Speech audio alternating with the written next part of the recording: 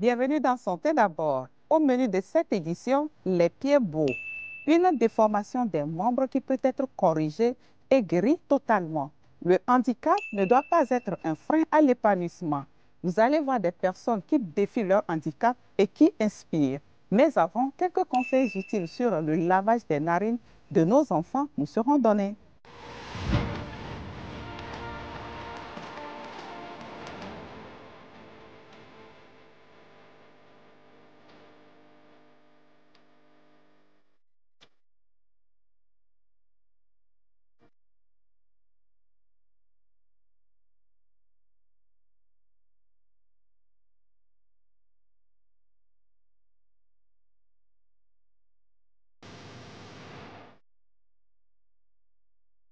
Docteur, bonsoir. Bonsoir. Comment vous allez? Je vais bien. D'accord. Oui, ça va. Aujourd'hui, vous allez nous apprendre ou nous rappeler comment faire le lavage nasal de nos enfants.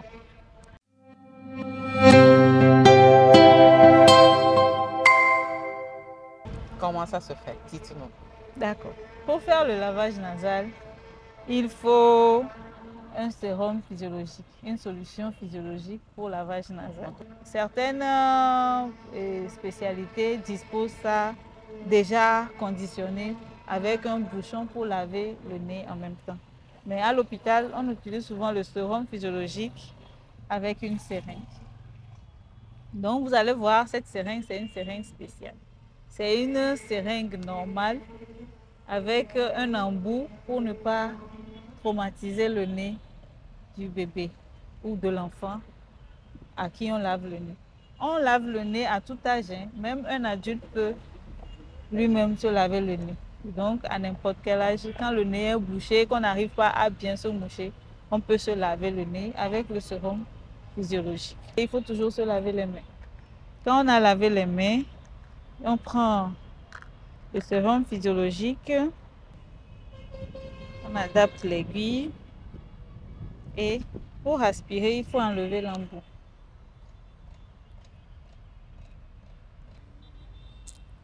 Quand on enlève sans l'aiguille et on adapte l'embout et il faut positionner l'enfant. On pose l'enfant en décubitus latéral. Ici, c'est un mannequin, donc ce n'est pas aussi facile à manier. Et on envoie le bras du bébé derrière. L'essentiel, c'est de pouvoir l'immobiliser sans trop le coincer pour qu'on n'ait pas à se bagarrer avec lui pour faire le lavage nasal.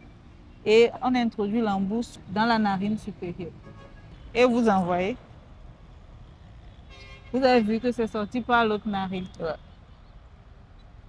Mais ça, c'est parce que c'est un mannequin que vous avez enlevé l'embout. Oui. Quand c'est un bébé. Si c'est un bébé, je peux le faire sans l'embout. Mais je prends le risque, comme c'est un peu rêche le bout, que ça gratte le nez de l'enfant s'il bouge la tête et autres. Avec ça, comme c'est de la gomme, même s'il bouge, ça ne va pas le traumatiser. S'il y a des sécrétions, ça sort et vous lavez. On appelle ça lavage parce qu'il faut laver jusqu'à ce que ce qui sort ressemble à ce que vous avez envoyé. Donc si au début vous envoyez qu'il y a des sécrétions purulentes un peu épaisses qui sortent, vous continuez par laver jusqu'à ce qu'il n'y ait plus de sécrétions. Et en ce moment, vous avez lavé la première narine et vous allez tourner l'enfant dans l'autre sens pour laver la deuxième narine également. De la même manière, et puis quand c'est bon, vous avez fini de laver le nez de l'enfant. En général, les bébés ne savent pas respirer par la bouche. Et donc, quand ils ont le nez bouché, ils ont du mal à respirer. C'est pour ça qu'ils pleurent souvent. Avant chaque repas, il faut lui faire un lavage nasal pour que son nez puisse être dégagé, qu'il puisse respirer et au même moment manger. Donc, le minimum, c'est laver le nez chaque 3 à 4 heures. Merci beaucoup, Dr Nzono. À très bientôt pour d'autres conseils. Merci. Au revoir. Au revoir.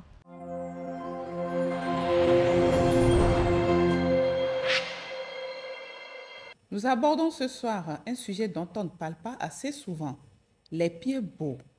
Et pourtant, nombreux sont ces hommes, femmes et enfants que nous rencontrons dans nos communautés avec les pieds déformés. Nos invités de ce soir nous permettront de comprendre les causes de ces déformations de membres les traitements disponibles et les possibilités de correction ou de redressement.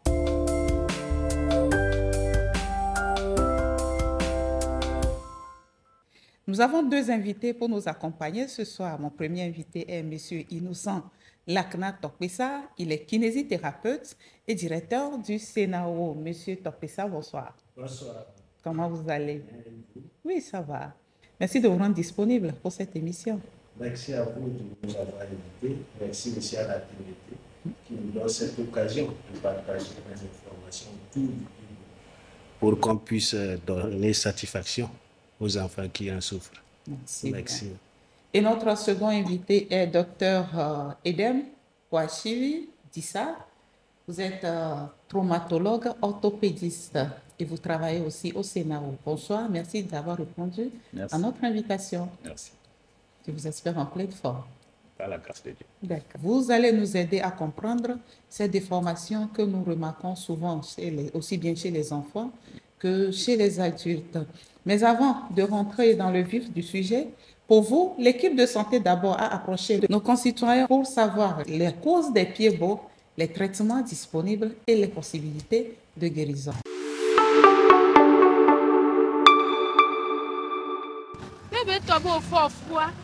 Yo le ikonji de dodo nu ye dokita o le kpo kaka yo ba bi oko yo ba ecography ane devia position ke bile ane mu le nyu de wa na chikede le olazan ola gble no vana obe awo nto de ka ola ho me kaka ga me so ba so de bia jo la jine ne be nu po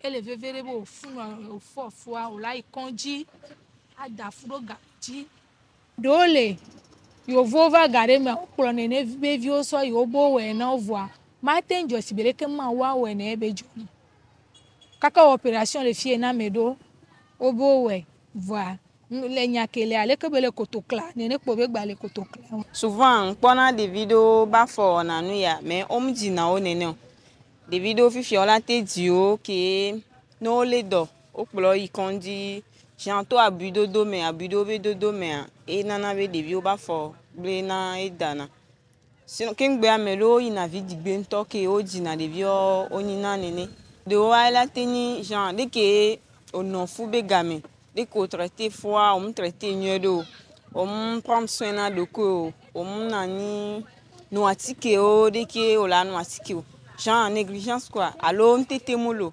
voilà tepedo le koklo na nene bevi o ina ke o dona gakpo na o kpona wa gbo ki afo atrogbo na va normal kengbe abuto ko ne devi o jo normal o va so ikondi o le do va dabi no e afo va gble na o ya e wan ko e on gbate drana ro de. Je ne sais rien du tout à propos de ça quoi. Que faut de l'union asia peut-être mou ikondi sur sage-femme au be conseil. Par exemple, la vaccination et suivre les normes, mais pour lui, à la thématique de nous connaît déjà. Il y a des gens qui nous voient, il va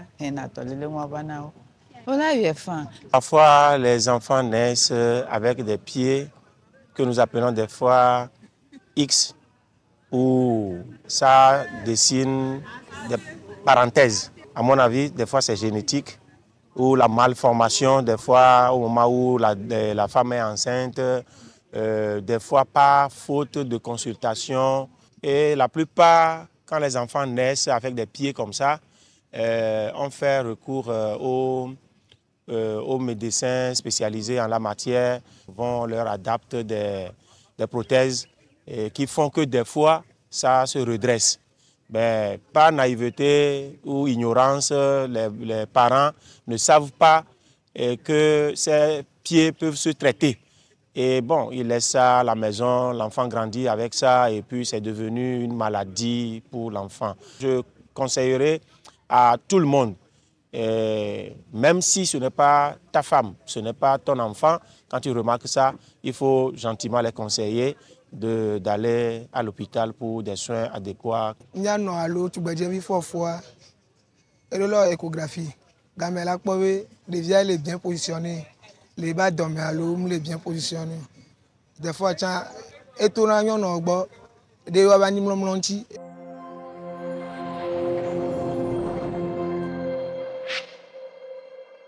Chers invités, nous sommes de retour sur ce plateau. Les pieds beaux ne sont pas méconnus de la population togolaise. Les déformations en général ne sont pas méconnues par la population, mais à voir leur réaction, ils méconnaissent le pied beau. D'autant plus que tel qui parle à Fogonglo, c'est de façon générale. Et ils ont accentué sur les genoux varom, les genoux vargom. Donc, nous pouvons dire... Les genoux vargom. Vous allez prendre le soin de nous expliquer ce soir, n'est-ce pas, Dr Dissa? Avec plaisir. Alors, Monsieur Innocent Lacnar, vous êtes le directeur du CENAO. Oui. CENAO, ça veut dire quoi concrètement? Merci Madame. CENAO veut dire Centre National d'Appareillage Orthopédique. Il y a des spécialistes que nous appelons les appareilleurs qui font des appareils pour rendre le pied droit. Donc le centre, comment cette appellation, cette générique, ne veut pas dire seulement que c'est l'appareillage qu'on fait. Au CENAO, il y a un traitement complet de personnes handicapées ou de toute déformation et de tout trouble de locomotion et trouble de communication et de langage. Un psychologue aussi, la psychologie d'accompagnement de nos patients qui existe et l'ergothérapie. Docteur Dissa, quand dit-on qu'un enfant a un pied ou des pieds beaux? Ok, merci. En fait, ce qu'il faut déjà comprendre, c'est que le pied beau, c'est un terme générique qui permet de définir une malformation au niveau des pieds. Donc, et cette malformation au niveau des pieds, elle est caractéristique. Elle a 3 caractéristiques parce que ces déformations se font dans les 3 plans de l'espace. Donc, cette déformation, elle est caractéristique avec le pied qui est légèrement tourné en interne. Il y a un échinisme qui est associé, échinisme qui vient du mot cheval, c'est-à-dire que vous avez l'enfant qui a l'avant-pied qui est plus incliné vers l'avant. Donc, c'est ces ensembles de déformations-là qu'on regroupe sur le terme pied beau. Et parfois, on va même jusqu'à dire pied beau varus-sicain parce que chaque type de déformation est caractérisé par une appellation bien particulière. Docteur Dissa, je viens de parler des types de malformations. Pouvez-vous nous indiquer un tout petit peu ou nous spécifier ces types? Il y a l'échinisme, le cavus, qui est beaucoup plus spécifique pour l'ordinaire. Le commun des hommes, c'est de dire que le pied est tourné en dedans et des fois les orteils regardant vers le haut. Donc c'est ce qu'on voit de l'enfant, on dit qu'il a un pied beau. Mais il y a les déformations acquises et des déformations aussi accidentelles. Dans le micro-trottoir que nous venons de suivre, nos concitoyens ont cité quelques causes. Dites-nous avec exactitude quelles sont les causes de ces malformations, ces déformations. Est-ce que nos interviewés ont raison? Ok. Déjà, la précision qu'il faut apporter, les pieds beaux congénitaux qui représentent plus de 90%. Où on est avec? Où on est avec, qui représentent près de 90% des pieds beaux. Et les pieds beaux acquis, qui sont habituellement d'origine musculaire ou neurologique.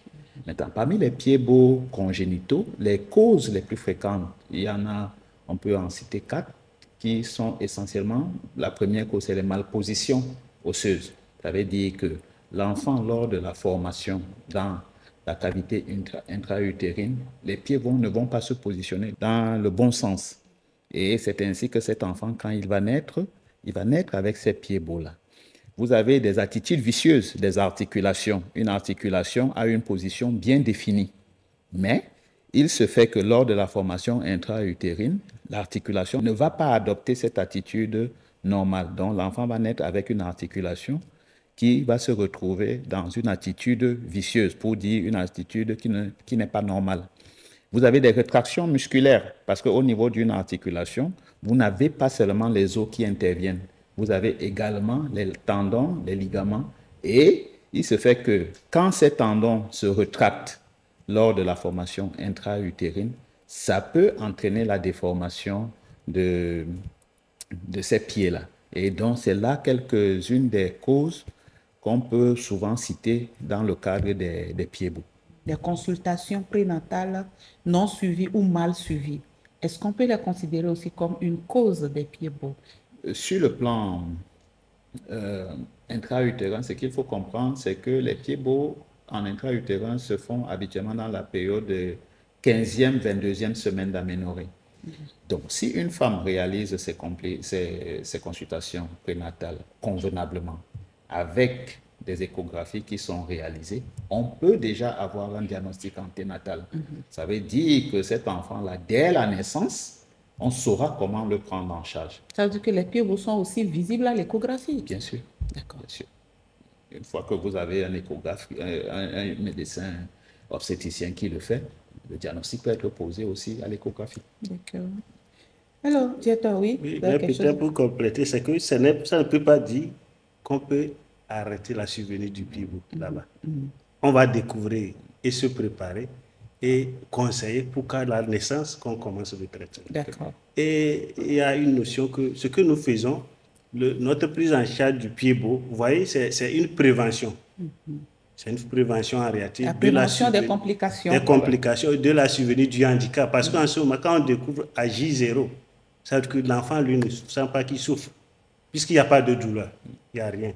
Donc, au fait, les consultations prénatales permettent de découvrir qu'il y a le pied beau. Nos interviewés ou nos concitoyens ont aussi dit que les pieds beaux sont héréditaires. Est-ce vrai? Ils ont raison. C'est héréditaire, congénital. Parce qu'il y a des familles, l'enfant, le grand frère a un pied beau, le petit frère aura un pied beau, donc on se dit c'est héréditaire.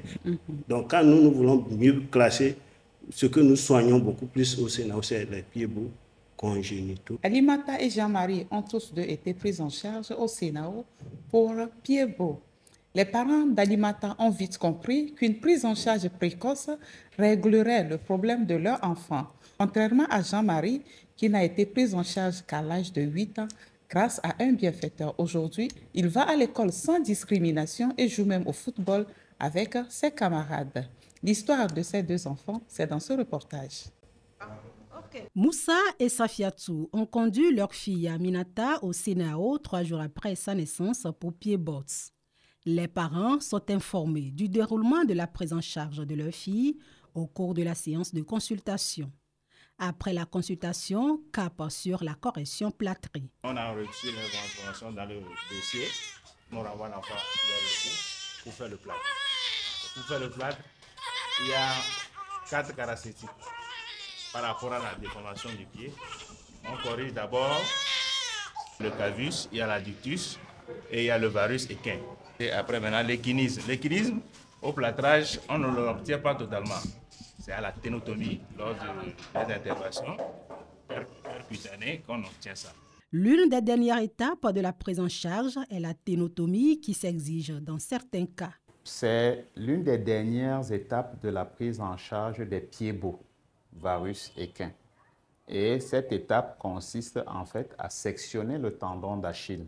C'est ce qu'on appelle habituellement faire une ténotomie. Donc cet équinisme est notamment marqué par le fait qu'il y a une rétraction du tendon d'Achille. Ici, sur ce schéma-là qui représente globalement le pied d'un enfant, cette corde blanche que vous voyez là représente en fait le tendon d'Achille. Donc quand ce tendon d'Achille se rétracte, ça fait que l'arrière-pied est soulevé plus que l'avant-pied. Donc l'enfant a un pied qui se retrouve dans cette position-là. Donc, pour vaincre cet équinisme-là, il est question donc de sectionner ce tendon d'Achille-là. Il faut réaliser une petite anesthésie pour que l'enfant ait le moins mal possible. Les pieds-bottes se soignent au Togo et le rétablissement ou la correction est totale.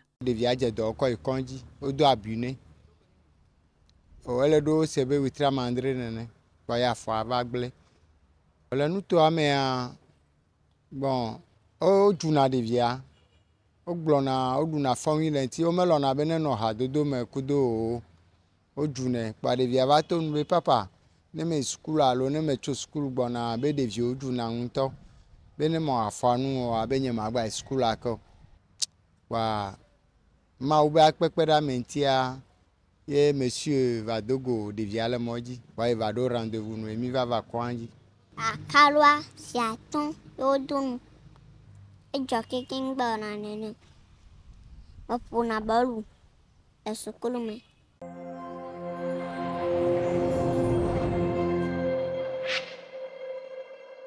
Voilà, fidèles téléspectateurs, chers invités, nous sommes de retour sur ce plateau.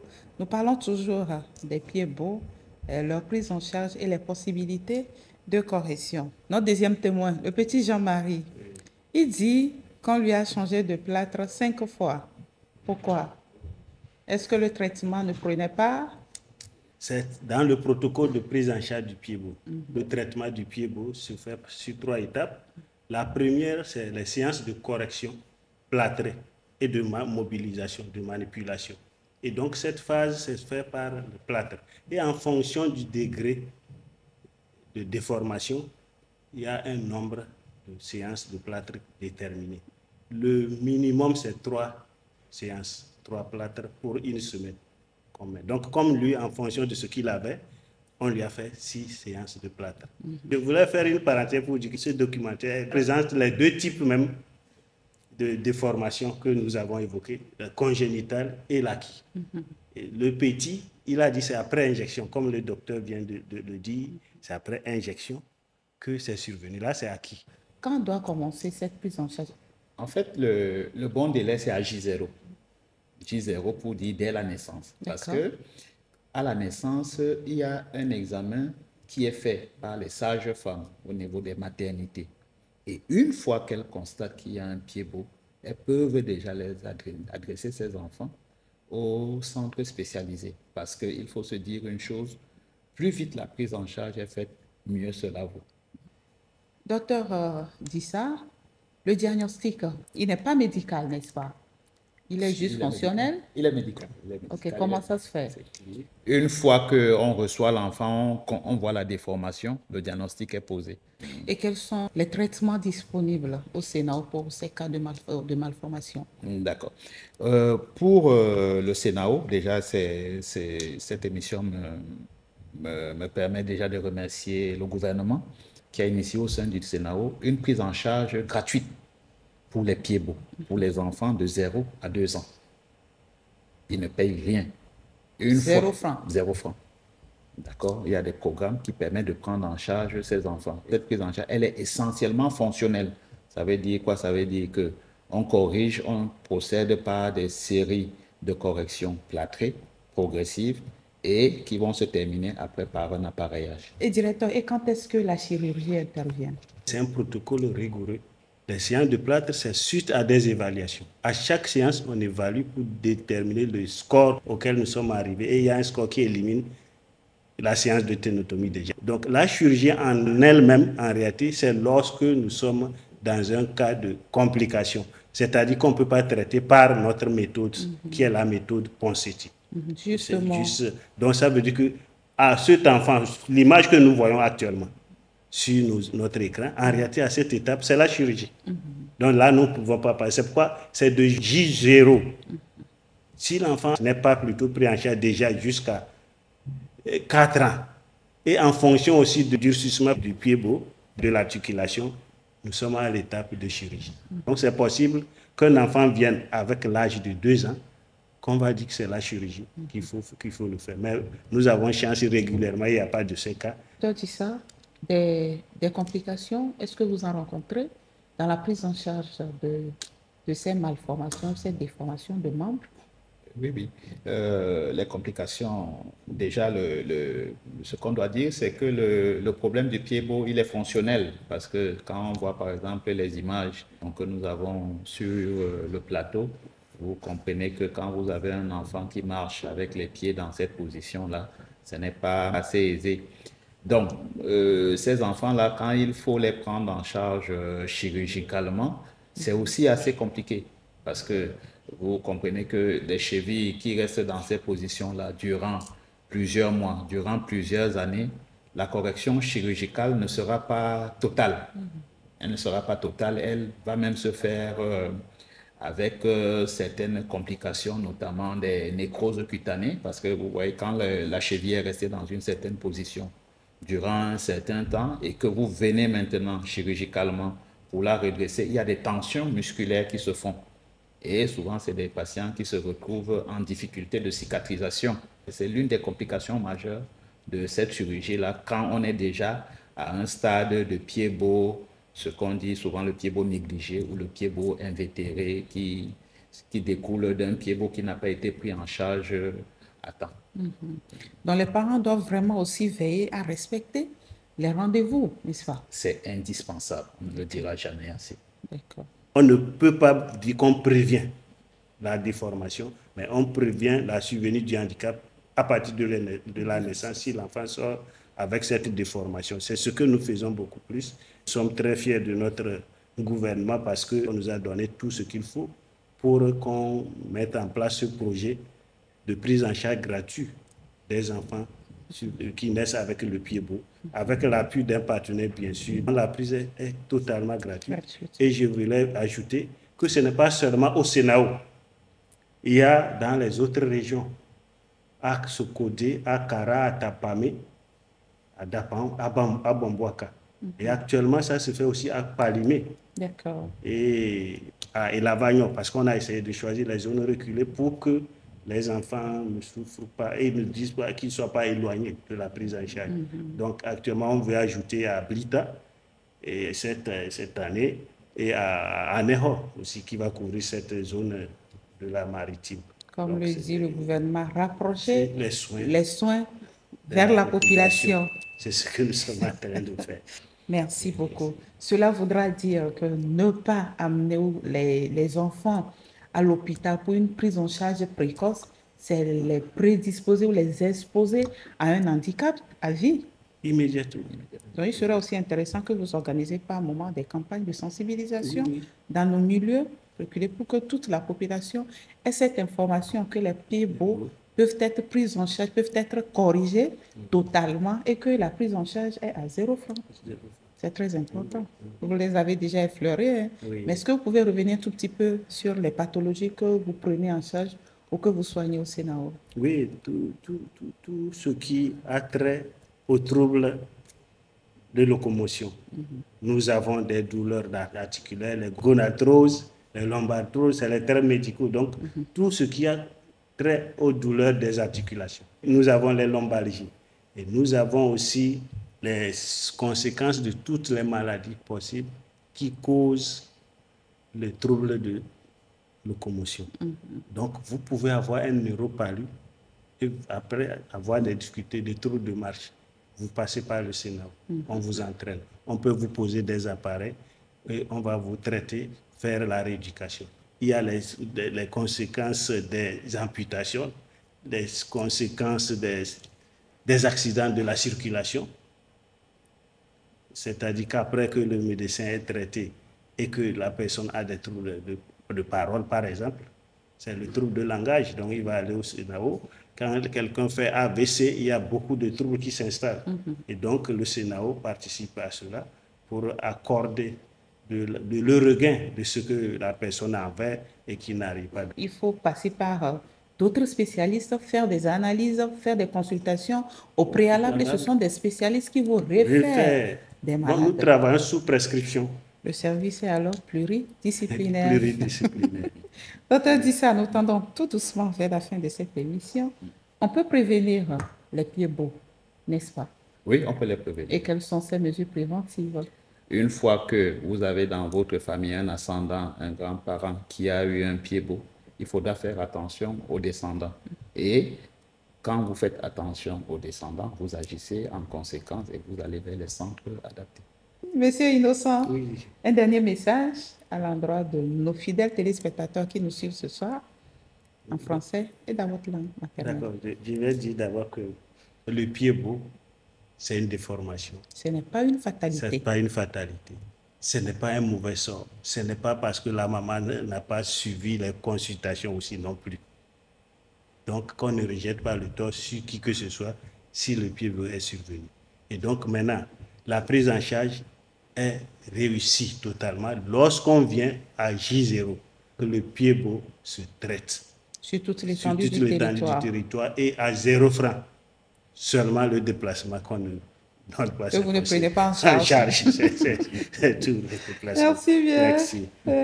Terbane te jabre na mabrina te bal jana nangpanga bi inora nangpang ijugo ba meda helmane nangpang ti tindringi e na mabrina laga nagambat laga na baba sana do da weme e kawambang med bige wala le kena wala donc na le kena wala batad maka te tad maka te korgu mengu togo mengu ni te tad maka bila sambaten dog da anyor mbe ebisana ba wi be ababe atadum bige atadum kayo ati jangtingi ti la brina nak mbatra na kwe mare da biga la na be ere da tipelen ka haga ti sa ne bambatar kare ba be batar ne era mag merveilleux. Tata dit ça, un dernier message. Mon dernier message, c'est un cri de cœur, c'est un cri de cœur à l'endroit de nos mamans. Les consultations prénatales au jour d'aujourd'hui, elles sont... Les papas aussi. Hein? Ça va de soi. Sont indispensables parce que à travers la consultation prénatale, on découvre beaucoup de choses. Donc, on peut anticiper la prise en charge. Mon cri de cœur va aussi à l'endroit du personnel de santé, surtout les sages-femmes qui accueillent, qui reçoivent, qui accouchent ces enfants à la maternité. Elles font déjà un travail formidable à travers l'examen clinique qu'elles font. Une fois qu'elles constatent qu'un enfant a un pied beau, et même en ce qui concerne les malformations en général, elles doivent les orienter vers les centres de prise en charge afin que cette prise en charge puisse se faire rapidement et qu'on n'en arrive pas au handicap qui va causer des problèmes plus tard à ces enfants. Magle benare afobenya ke milegblua elevevere egbea ne mikpo devia ke afwa mule nywele nea papa ku mama tonton ku tasioa ola no kle devia kaba le kondi comme ça no va kondia ola nya tutu kola ne mikpo devia ne devia va chien ne mikpo afwa munyoa evena sugo donc nya jagbagba nya o efo be enyo kekia nya no va kondi kaba comme ça les kebelia ola docteur okeke ola no glenami. Merci à vous, chers invités, pour ce temps consacré à la sensibilisation sur cette pathologie qui n'est pas assez connue, si je peux le dire ainsi, de nos populations. Et ce sera avec grand plaisir que nous vous recevrons une prochaine fois sur ce plateau pour d'autres questions santé. C'est notre fierté.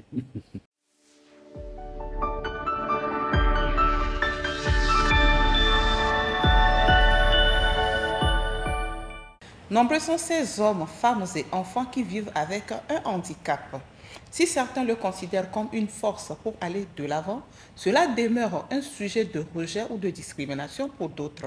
Comment surmonter son handicap et en faire plutôt une force et aller de l'avant? C'est sur ce point que nous allons discuter ce soir avec comme invité M. Banya Daouda. Il est psychologue clinicien. M. Banya, bonsoir. Bonsoir, madame. Comment vous allez? Je vais bien.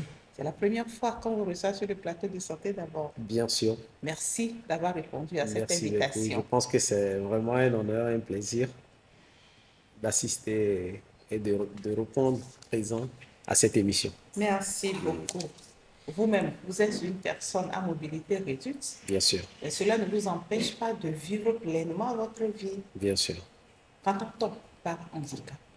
Le handicap est une limitation fonctionnelle, temporaire ou permanente d'un individu, dans une situation donnée, dans son environnement social ou dans sa communauté. Tout en sachant qu'il y a différents types d'handicap. De handicap, bien sûr. Mais avant d'en arriver là, nous voulons savoir quelles sont les étapes à affranchir pour mieux vivre avec son handicap. Handicap, effectivement. Et comme vous l'aviez dit, effectivement, les situations de handicap, vous allez voir tout à l'heure, quand je parle de notion d'handicap, je initie toujours la notion de situation. Et pour mieux vivre sa situation de handicap, je pense qu'il y a certaines conditions à respecter. Non seulement au sujet de la personne en situation de handicap, mais aussi de son environnement. Dans un premier temps, je commence avec la personne en situation. Souvent, ce qui génère ces situations de handicap a aussi différentes situations. D'autres, ils acquièrent la situation de handicap par naissance. Certains, c'est acquis au cours de leur cursus, au cours de la vie. Voilà. Donc, dans toutes ces situations en global, c'est que dans un premier temps, ce qui est la première phase qui est importante à traverser, c'est qu'il faudrait que la personne en situation lui-même accepte sa situation de handicap. D'accord? En faire de son handicap son compagnon de route. Parce que c'est inséparable. Et maintenant, dans une seconde phase, savoir qu'il peut s'adapter à une nouvelle situation et être utile à sa communauté, même en faire plus dans certaines situations. Donc, c'est des étapes essentielles à connaître par toute personne en situation de handicap. Parce qu'il y a des personnes que nous allons voir communément dans nos communautés penser qui sont plus valides plus qu'une autre personne qui s'est dit défavorisée, mais en réalité, c'est faux, c'est des erreurs. Parce que l'expérience le montre sur le terrain ou dans nos communautés sociales. Il y a des personnes qu'on pense, d'accord? Je dis on pense parce qu'en réalité, la personne ne se vit pas limitée. Mais peut-être certaines personnes de sa communauté qui n'ont pas de connaissances, on peut dire pas ignorance, peuvent le penser handicapé, mais le sujet ne se sent pas en situation de handicap. Vous voyez, donc ça fait que la définition de la notion de handicap est très perplexe. C'est à tenir sur les pincettes. Et ça se définit, en gros, sur la base de la situation dans laquelle les individus se trouvent. Il y a aussi des enfants qui vivent en situation de handicap et le rôle des parents est crucial. C'est ça. Comment les parents doivent accompagner ces enfants pour les amener à mieux accepter leur situation et à mieux vivre avec. D'accord. La situation de handicap, par mon expérience personnelle, je dirais qu'elle frustre plus l'entourage que le sujet lui-même. Parce que l'entourage s'apitoie. L'entourage est dans un sens où le sujet qu'ils ont en face d'eux est un sujet limité, incapable, impuissant, un vaurien en quelque sorte. Donc à tout moment, on s'apitoie sur son sort. On l'évite même d'essayer des activités ou des comportements donnés dans lesquels il pouvait passer pour surpasser. Et on le maintient toujours dans sa situation de l'interdépendance. Vous comprenez? Or, en réalité, cet entourage devait être éduqué, si vous me permettez d'utiliser ce terme, parce que je pense que ce n'est pas ignorance que ça se fait ainsi. Il y a des familles dans lesquelles, quand il y a des personnes en situation de handicap, on les cache. Je dirais, de mon côté, Dieu merci, aujourd'hui, Dieu m'a permis d'atteindre certains niveaux et de me permettre de travailler dans un domaine dans lequel je suis également dans la prise en charge des personnes en situation de handicap. D'accord? Je travaille au Centre national d'appareillage orthopédique. Nous faisons des visites, des fois à domicile, pour voir des enfants qui sont nés avec du handicap que nous accompagnons dans le centre. Juste un exemple pour mieux illustrer ce que je suis en train de dire. Nous sommes allés une fois dans une maison. Dès que nous sommes arrivés avec la voiture et que l'enfant en situation de handicap a entendu la voix de voiture et que ça sonnait à leur porte, l'enfant s'est précipité. Donc, le temps que nous sommes rentrés dans la maison, on l'a vu, mais se précipiter vers la chambre. On a cogné, la maman est sortie. Tout le temps, nous avions échangé avec les parents sur leur terrasse. L'enfant est allé se cacher au fond de la maison. Juste parce que l'enfant a été éduqué comme ça. Quand il y a les étrangers, cet enfant doit se cacher. Juste parce que la famille ne veut pas que cet enfant apparaisse ou que les gens voient qu'ils ont un enfant pareil. C'est-à-dire que, pour dire vrai, cette famille a honte de cet enfant qu'ils ont qui est en situation de handicap. Ils pouvaient aider cet enfant à intégrer d'autres apprentissages dans le sens positif. C'est-à-dire, c'est le rôle des parents de mettre ses enfants en confiance. C'est le rôle des parents de mettre ses enfants en confiance, de les laisser s'exprimer. Les parents, dans un premier temps, doivent comprendre que la situation de handicap est limitée à une situation donnée et que ces enfants en situation de handicap ont des potentialités à développer dont ils doivent mettre leur énergie. Ils doivent soutenir ces enfants pour que les enfants puissent développer ces compétences. Ils peuvent aller vers des personnes qui sont spécialistes pour les accompagner, pour renforcer ces enfants, pour vraiment développer dès le bas âge, pour que d'ici leur âge adulte ou d'adolescence, ces enfants puissent être vraiment des personnes autonomes pour le développement de notre communauté ainsi que de notre cité. Ce sujet vous présente 3 personnes. Leur handicap ne les différencie en rien dans leur communauté. Des personnes qui inspirent confiance et qui donnent courage aux autres de continuer à vivre avec cet handicap qui n'est en rien un frein pour eux. Regardez et on se retrouve juste après. Gentil apprête le nécessaire pour la préparation du savon à multi-usage. Une activité qu'elle a apprise après l'obtention de sa licence en sociologie. Malgré sa cécité, elle se voue à cette activité qui constitue sa source de revenus sans aucune assistance. La cécité m'est venue depuis le ventre de ma maman. À l'âge de 5 ans, on m'a envoyé à l'école à Togoville.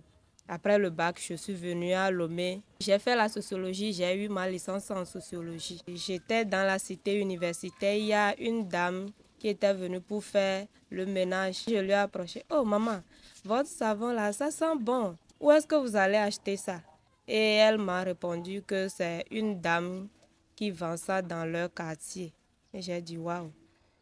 De dire ça à la dame et que si elle accepte qu'elle vienne m'apprendre ça. Et elle n'a pas manqué, elle allait dire ça à la dame et la dame est venue m'apprendre le savon.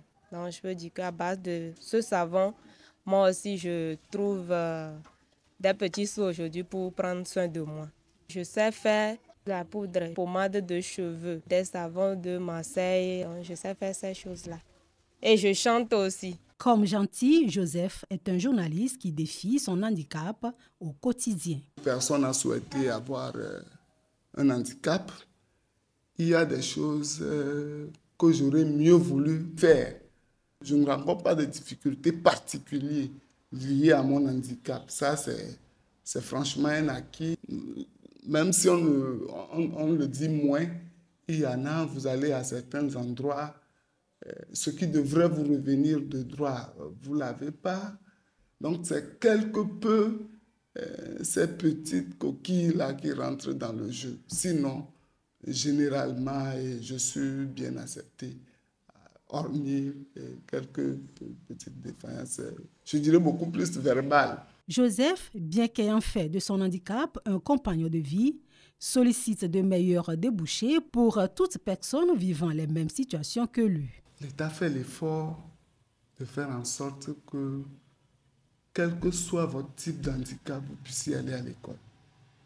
Mais ce que moi je peux souhaiter, c'est de faire en sorte que, une fois le diplômé qui sort et qui cherche un travail, et pour lequel il est compétent, qu'il puisse être même le premier à être accepté dans un lieu de travail. Ça, c'est la première des choses. La seconde, c'est pour que les lieux de travail soient adaptés à toute personne qui porte un handicap. Et en même temps que l'État encourage les structures qui accueillent les personnes handicapées dans leur entreprise. Le handicap est un état d'être. L'accepter et le surmonter sont les seuls gages d'une vie épanouie et heureuse. Monsieur Danya, oui. Daouda, oui. Un journaliste, oui. Son handicap ne l'a pas empêché oui. d'étudier et de devenir un journaliste. Bien sûr. Vous-même, vous êtes doctorant. Bien sûr. Donc, votre handicap, ça n'a rien à voir avec les freins, les discriminations, tout ce dont vous pouvez faire face. Bien sûr. Cette jeune dame, elle a une licence en sociologie, mais elle fabrique du savon. Bien sûr. Puisque pour le moment, elle n'a pas encore gagné un boulot avec son diplôme, mais elle vit quand même. Autant d'exemples qui doivent encourager et donner goût aux autres à continuer à vivre. Bien sûr. Bien sûr. Je pense que c'est vrai. Cette jeune dame, félicitations à elle. Je communique souvent quand je suis toujours avec des personnes en situation de handicap. Je les amène toujours à comprendre que leur handicap dépend d'eux-mêmes. Je comprends, les handicaps ne sont pas de même niveau. Il y a ce que nous appelons des handicaps de type sévère, moyen, léger, des polyhandicaps et tout. Mais quand même, à un moment donné, on peut s'adapter à beaucoup de situations. D'accord? Donc, dans un premier moment, le grand travail est mental. Donc, quand je suis toujours avec des personnes que nous disons en situation de handicap, je leur dis, votre handicap, vous le vivez dans votre tête. C'est à vous de le ménager et de prendre le dessus sur vous. Parce que moi, personnellement, je peux le dire, peut-être les gens peuvent me voir à cause de ma limitation ou de mon manque d'une partie de mes membres, penser que je suis une personne en situation de handicap, mais moi-même, je ne le vis pas ainsi. Parce que Vous ne le pensez même pas. Il faut le penser je ne le avant de pense le même, vivre. je ne le pense même pas avant de penser vouloir le vivre. Parce que je pense que depuis longtemps, j'ai pris la vie du bon côté. Et ça m'a permis, plusieurs fois j'oublie. Si des fois je sors dans la rue, quelqu'un me voit en situation, il s'apitoie de mon sort, c'est en ce moment, il me rappelle que, ah, en réalité, tu n'es pas sur le plan morphologique comme les autres. D'accord, j'accepte. Mais sur le plan fonctionnel, activité ou quoi que ce soit, je pense que je n'ai pas de limite. Parce que sur plusieurs sens, j'ai été meilleur par rapport à d'autres personnes que la communauté pense valides. Cette occasion que vous me permettez de pouvoir communiquer pour sensibiliser, partager avec notre communauté, sont des exemples que nous souhaitons que ça soit répétitif, que ça soit encore relayé pour permettre à beaucoup de personnes, d'autres, en fait, c'est pas parce que c'est parce qu'ils n'ont pas connu, ils n'ont pas eu d'opportunité pour mieux comprendre. Ils sont toujours dans l'ombre et il fallait ces situations comme ça pour permettre à certaines personnes qui sont dans certains recoins, qui n'ont jamais eu de chance de partager, de savoir qu'il y a quand même, au-delà de la situation qu'on vit actuellement, des situations qui sont favorables et qui nous permettent de développer nos potentiels pour vraiment être à jour dans notre comité, être vraiment utile, hein, pour pas qu'on soit seulement servi. De toute façon, vous nous faites comprendre ce soir que le frein ou l'handicap, c'est dans son esprit, c'est dans sa tête. C'est dans son esprit, c'est dans sa tête. D'accord, merci bien.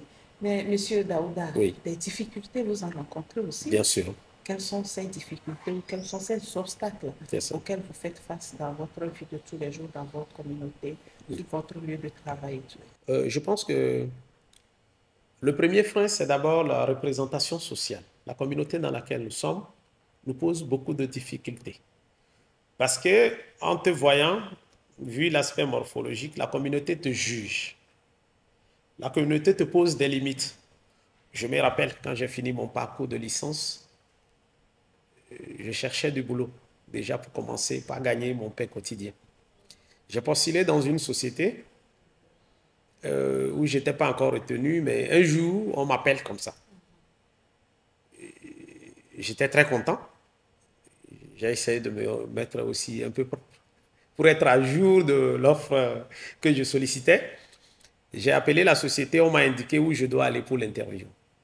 Dès que j'arrive, la personne qui devait me rencontrer, que j'appelais, le lieu, il m'a indiqué, j'étais là-bas. Il est sorti, il est là, j'y étais. Mais malgré ça, il cherchait toujours la personne qu'il est venu accueillir. Vous comprenez? Je lui rappelle, je dis, mais je suis là-bas, il dit, il est là-bas, mais il ne me voit pas. Il dit, mais c'est vous qui êtes dans telle tenue? Il dit, oui, mais je dis, mais c'est moi qui suis à côté. J'ai coupé et je l'ai approché. Tout à l'heure, j'ai senti la désolation dans le visage du monsieur qui devait me prendre en interview. Vous comprenez un peu? Imaginez, en tant qu'humain, devant cette situation. Bon, le monsieur, il me prend, il ne pouvait pas parce qu'il était contrecarré dans sa situation. On rentre dans la structure pour qu'il me fasse l'interview. Mais son bureau était à l'étage. Donc tout à l'heure, il m'a dit d'attendre un instant à l'entrée. Je l'ai vu rentrer dans un bureau. Il négociait avec un collègue pour qu'il lui cède son bureau, pour qu'il puisse quand même me faire l'interview. Je sentais que le collègue était un peu réticent par rapport... J'étais dehors, mais j'avais au moins l'oreille en écoute. Il est ressorti. J'ai dû l'approcher pour demander s'il y a un problème. Il dit oui, bon, en fait, son bureau, c'est à l'étage et que mais ici, il voulait solliciter. Il dit non, mais je peux monter les escaliers. Il dit vraiment? Je dis bien sûr.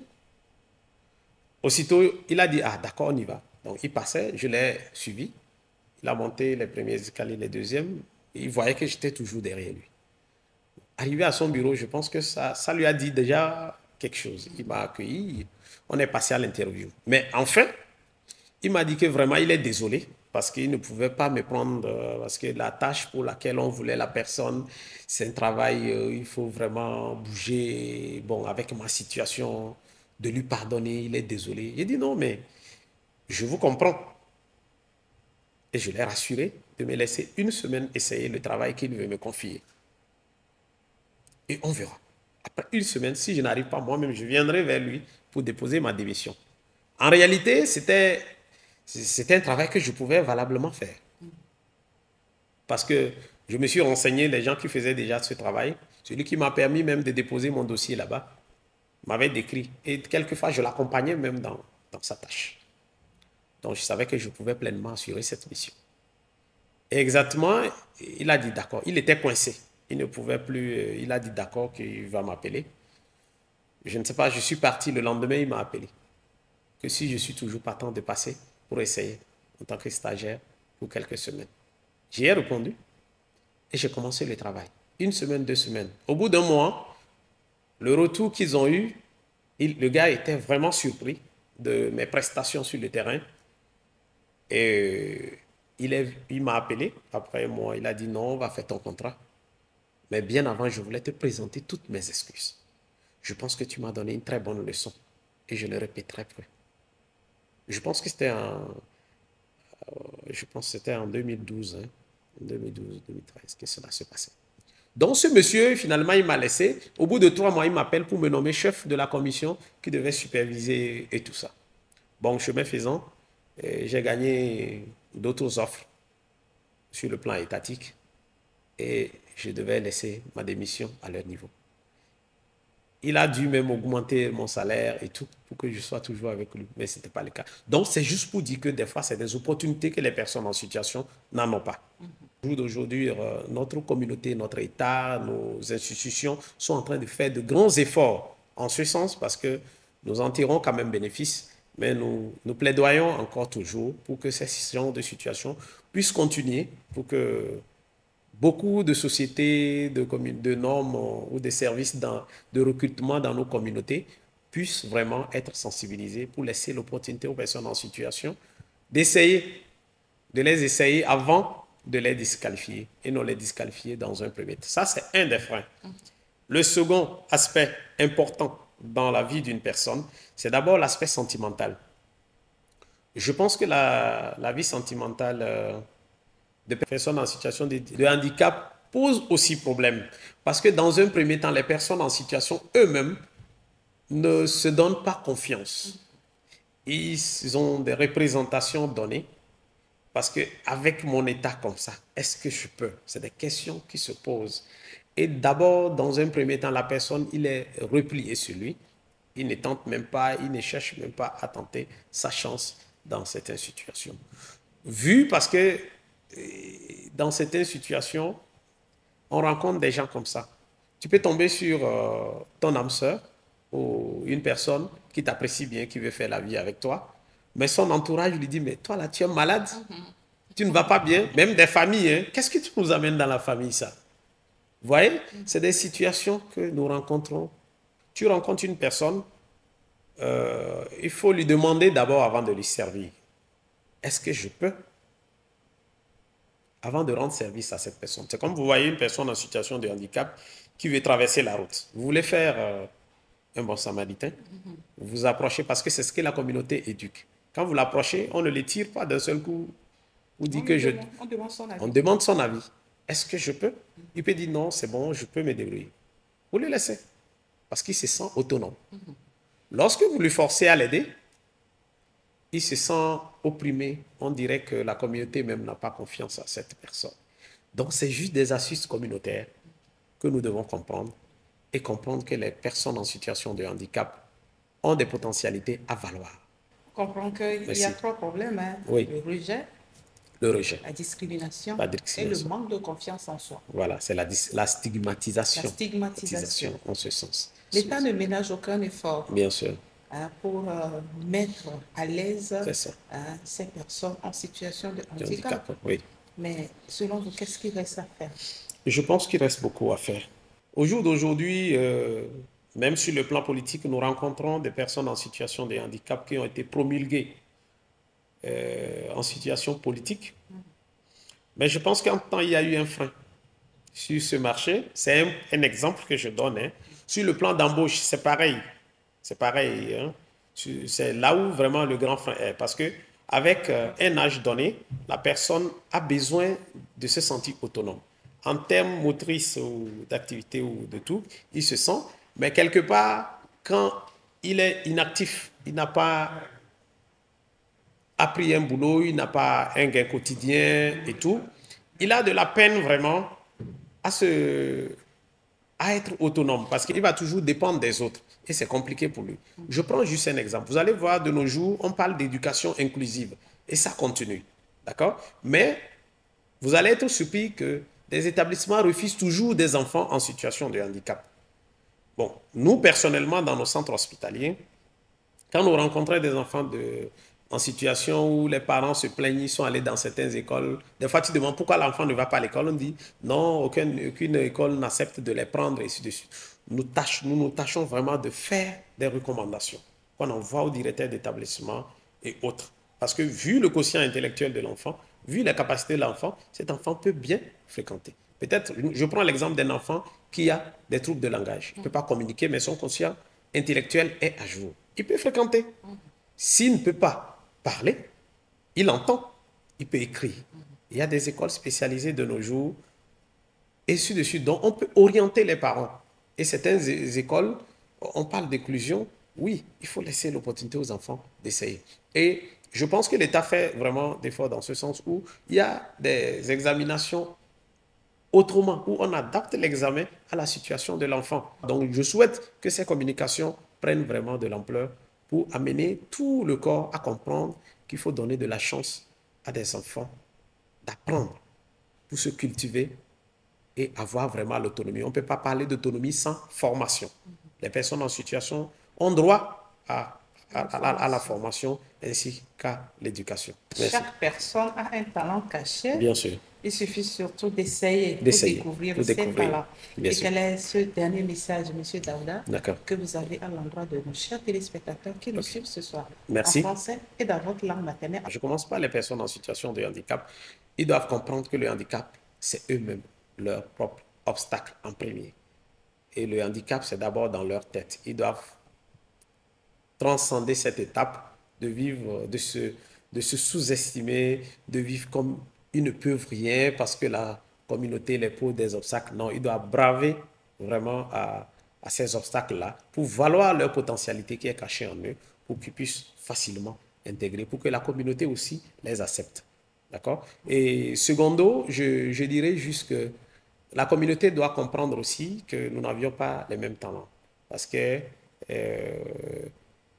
tu peux voir une personne en situation, mais qui peut dépasser l'autre que nous mettons entre guillemets valide quand on les met devant une épreuve donnée, l'autre peut le dépasser.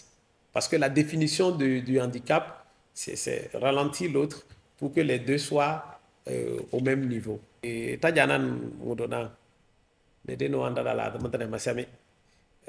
Tanagane doyodo mbembe c'est sangda peut-être pour la boue peut faire patata. Ton détail ya dada pa tindi babasa kankanasi essayer yago tede kunangdado.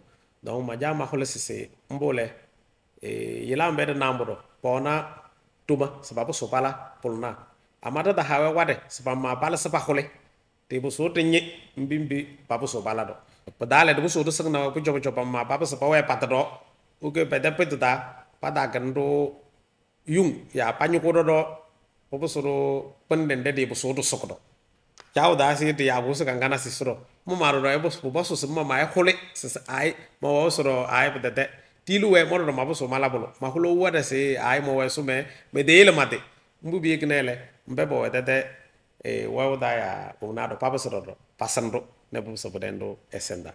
Voilà, fidèles téléspectateurs, merci à vous aussi pour cette fidélité sans cesse renouvelée à cette émission. C'en est fini pour ce numéro et ce sera avec grand plaisir que je vous retrouverai mardi prochain pour d'autres questions santé. Merci à toute l'équipe de réalisation et tous ceux qui ont contribué à la réalisation, à la réussite de cette émission. Au revoir et à très bientôt.